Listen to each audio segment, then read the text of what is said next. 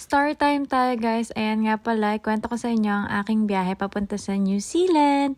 Ayan guys, ang biyahe ko ay halos nasa 22 hours from Nueva Ecija to Tauranga, New Zealand. Ayan, ang aking tiyan ay 5 months that time. Ang layover ko ay Hong Kong. Grabe guys, ang laki pala ng airport ng Hong Kong. At ayan nga, while waiting, dahil ilang oras ako nakaupo, syempre meron namang free food dyan at saka meron namang libreng mga movie. Kaya lang syempre mauubos talaga yung panonood mo ng movie, maiinip ka talaga, kaya nag-explore na lang ako dito. Nakaka-amaze kasi makikita mo kung saan na pa papunta ang eroplano at kung ilang oras pa.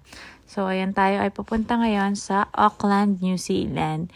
And finally, nakababa na nga ako ng airplane. Pero syempre, sasakay ulit ako ng another airplane kasi ang Auckland ay malayo sa Tauranga. So, hindi naman kami sa Auckland. Papunta kami ng Tauranga. So, sasakay ulit kami ng another airplane. At finally, nagkita na kami ng aking mahal na asawa. Nauna siya sa akin ng almost 1 month. So, ayan guys, biyahe kami ngayon para mag-grocery kasi syempre yun ang kailangan natin. Mag-grocery agad. Kung may naririnig kayo na humihinga-hinga rito sa tabi ko, baby ko yun. Kasi dyan sa video, 5 months ulit yan ko. Pero ngayon nag-voice over ako. Siya ay 5 months na. Ayan nga, nag-grocery na kami guys. At kumain na kami ng dinner. Sa mga nagtataka kung ba't ngayon ko lang to in-upload, ewan ko, siguro sobrang saya ko kasi nung nagpunta ako, sobrang busy namin. Gala lang kami ng gala. Ang asawa ko nga pala ay nurse sa New Zealand, kaya nadala niya ako. Pwede ka magdala ng asawa sa New Zealand, pero ngayon nagbago na yata yung system nila. Basahin nyo na lang, meron silang website, tapos lagi nag-update naman dun.